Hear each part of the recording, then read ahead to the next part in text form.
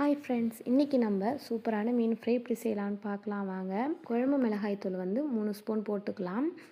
1 spoon வந்து நம்ம தனி மிளகாய் தூள் போட்டுக்கலாம். அப்புறம் 2 ஸ்பூன் வந்து கார்ன்ஃப்ளவர் மாவு போட்டு அரை எலும்பிச்சை பழத்தை நல்லா புழிஞ்சு விட்டுட்டு நல்லா மிக்ஸ் பண்ணிக்கலாம். நல்லா கொஞ்சம் தண்ணி தெளித்து கொஞ்சம் கொஞ்சமாக வந்து நம்ம இந்த கட்டி இல்லாமல் நல்லா மிக்ஸ் பண்ணிக்கலாம்.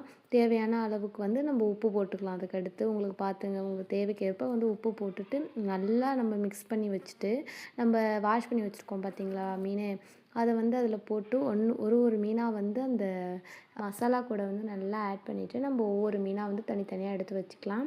மொத்தமாக நல்லா மிக்ஸ் பண்ண பிறகு அது தனியாக ஒரு 10 நிமிஷம் மாதிரி ஊற வச்சிடலாம்.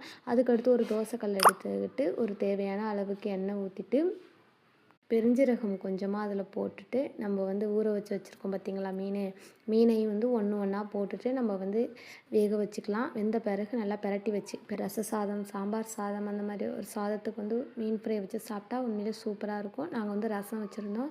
ரசம் வச்சுட்டு தான் மீன் ஃப்ரை பண்ணியிருந்தோம். ஒன்று ஒன்றா பிரட்டி வச்சு தனியாக எடுத்து வச்சாச்சு. நாங்கள் சூப்பரான மீன் ஃப்ரையும் ரெடி ஆகிடுச்சு. நீங்களும் இந்த மாதிரி ட்ரை பண்ணி பாருங்கள். தேங்க்யூ ஃபார் வாட்சிங்.